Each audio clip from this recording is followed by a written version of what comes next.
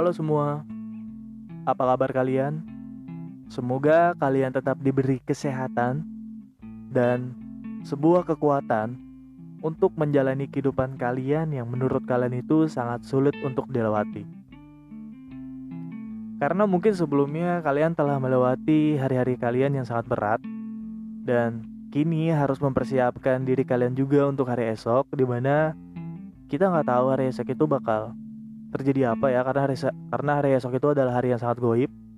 Jadi kita nggak tahu entah itu sebuah kesedihan atau kebahagiaan yang akan hadir esok, kita nggak bakal tahu. Jadi gue berharap kalian semua untuk tetap semangat. Ketika lelah dan berada di titik terendah dalam hidup, dimana sebuah fase yang bakal gue bahas, karena gue sendiri pun pernah berada di titik terendah dalam hidup gue, dimana sebuah kondisi yang gak bisa gue bayangin sebelumnya. Ketika sebuah musibah datang bertubi-tubi dan gue sendiri pun gak mau itu semua itu terjadi. Ya, kayak ngerasa capek, malu, dan bingung ngabisin waktu berat gue, dan cuma bisa ngutuk nasib dan kehilangan jati diri gitu ya. Rasanya tuh kayak berat buat berdamai sama diri sendiri dan keadaan ya. Dan cuma bisa dan cuma bisa menyalahkan atas semua yang udah gue lakuin aja gitu ya. Ngebenci diri gue juga gitu jadinya. Inilah sebuah titik terendah di mana dunia itu kayak berasa jungkir balik. Satu-satunya perasaan yang bisa kita rasain ya cuma perasaan negatif, kayak sedih, gelisah, juga kehilangan energi dan motivasi. Hidup emang gak segampang kayak kita ngomong I love my life so you soul, love your life as much as I do. Hidup emang bener-bener butuh effort yang lebih dan effort yang sangat besar, yang bakal menguji kesiapan, kesabaran, keberanian, dan keseluruhan dari diri kita. Beberapa waktu lalu gue sempat ngebuat survei kecil-kecilan yang udah gue rangkum dari beberapa teman gue tentang apa yang mereka lakukan dalam fase titik terendah dalam hidup mereka. Ada yang memilih untuk tidur. Mungkin bagi sebagian orang, tidur adalah jawaban bagi semua masalah yang sedang dihadapi. Saat berada di titik terendah dalam hidup mereka, mereka memilih untuk tidur nih, sambil berharap bangun-bangun beban masalahnya bisa hilang. Padahal kan realitanya ya, yang pasti bangun-bangun tuh pasti bengong, pusing, dan kelaparan ya. Tapi ya nggak apa-apa gitu. Biasanya sih setelah tidur panjang mereka bakal ngerasa lebih baikan lah. Karena kan waktu tidur yang cukup itu juga sangat baik ya untuk kesehatan jiwa dan raga, bahkan sebuah pikiran kita nih yang mumet atas hari yang udah kita laluin ya kan. Otak kita juga butuh istirahat gitu. Jadi waktu tidur yang cukup itu juga sangat penting. Kemudian ada juga yang memilih untuk mengunci kamar dan menangis. Sekuat-kuatnya orang, ketika mereka berada di titik terendah dalam hidupnya, dia pasti bakal nangis. Kenapa nangis?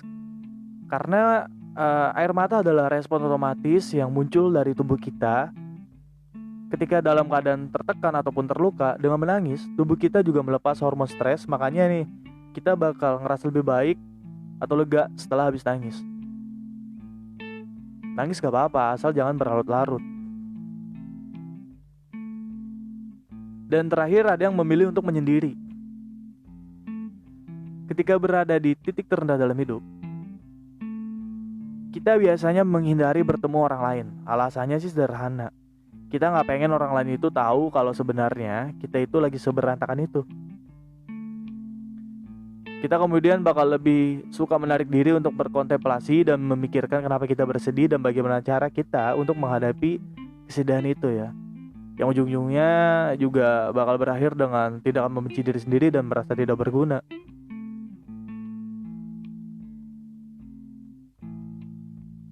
Dari beberapa artikel yang gue baca, untuk mengatasi titik terendah dalam hidup adalah pergi nongkrong dengan teman-teman ya kan, Dan setelah lega, kembali menata hati, solve the problem ya. Dan harus kita hadapi dan mencari bagaimana jalan keluarnya gitu ya. Ketika kalian merasa berada di fase titik terendah, lebih baik mencari sebuah kebahagiaan di luar sana ya. Bertemu dengan orang yang kalian percaya ya, mungkin yang bisa dicurahkan kesedihannya agar sedikit kesedihan kita itu hilang ya gitu ya. Dan satu hal yang mesti kita pahami dan ingat juga, titik terendah bukanlah titik terakhir. Dan yang mesti kita lakukan bukanlah menunggu datangnya keajaiban yang bisa mengubah seluruh hidup lu. Tapi lu harus bangkit, berjuang untuk menemukan dan meraih titik tertinggi dalam hidup lu. Mesti ingat. Dan dari berbagai macam kejadian yang gak menyenangkan yang udah lu laluin, bahkan trauma yang udah lu alamin, lu harus bener-bener butuh niat dan keberanian untuk bangkit. Emang gak gampang awalnya, tapi lu pasti bisa ngelakuin. Evaluasi perjalanan hidup lu selama ini dan coba temuin orang-orang baru. Lalu lu bisa belajar nih untuk ngubah mindset lu, dan juga cara pandang lu untuk menjadi yang lebih baik. Lu nggak bisa memikirkan atau melakukan hal yang sama nih, kemudian berharap ada perubahan signifikan dalam hidup lu. Dan ingat, karena cuman lu yang memiliki kekuatan dan mengubah mindset lu sendiri ya. Lu harus punya niatan itu juga gitu. Karena ketika lu berlarut-larut dalam kesedihan yang sama ya kan, dan lu cuma bisa berharap dan tidak melakukan sesuatu, ya gak bakal terjadi apa-apa ya gitu ya. Kayak seperti kayak positive talk in the morning gitu ya. Maksudnya mungkin memang udah beberapa kali lu terbangun di pagi hari dan kecewa berat karena ternyata gak ada yang berubah gitu. Dunia itu kayak masih nyebelin, dan hidup lu juga masih berantakan dan menyedihkan gitu. Maka itu ketika lu buka mata di pagi hari, coba untuk langsung berpikir positif bahwa mungkin hal-hal bahagia juga bakal terjadi hari ini gitu. Ini benar-benar akan bisa ngubah seluruh hari lu ya. Karena jangan mengira-ngira bahwa hari esok yang bakal lu lewati adalah hari yang terburuk gitu. Lu mesti ingat juga, mungkin ada satu kebahagiaan yang bakal lu dapetin gitu ya, walaupun kecil ya. Karena sekecil apapun kita juga mesti harus bersyukur ya. Dalam sebuah kesedihan kita masih bisa dikasih sebuah kebahagiaan. Lu masih bisa tersenyum gitu. Dan langkah terakhir yang mesti lu lakuin adalah melepaskan dan menghilangkan segala perasaan yang gak baik. Sebuah penyesalan, amarah, dan kesedihan yang gak ada ujungnya. Itu satu-satunya cara yang bisa lo lakuin agar bisa memaafkan diri lo dan memulai mencintai diri lo kembali. Titik terendah dalam hidup bukanlah titik terakhir. Bangun dan bangkit, karena cuman lo yang bisa ngerubah titik terendah dalam hidup lo untuk menjadi titik yang teratas. Mungkin dari gue itu aja. Thank you banget. Mungkin dari beberapa orang yang pernah ngalamin ini, kalian harus tetap semangat. Dan jangan terlarut-larut dalam kesedihan yang sama. Harus merubah mindset lo ya. Harus positive thinking juga ya. Dan jangan overthinking gitu loh ya. Karena seberat apapun hidup yang mungkin bakal kita seberat apapun hidup yang kita alami atau hari-hari yang bakal kita lalui gitu ya,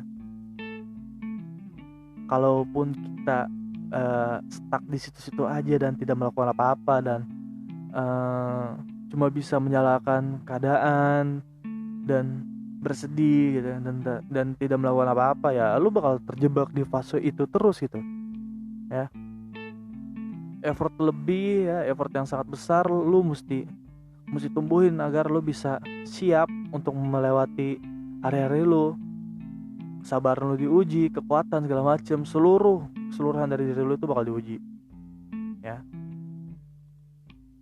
Dan kalau lu masih bisa bertahan sampai sekarang, lu adalah orang yang hebat dan orang yang kuat ya. Mungkin dari gue itu aja. Thank you banget dan see you.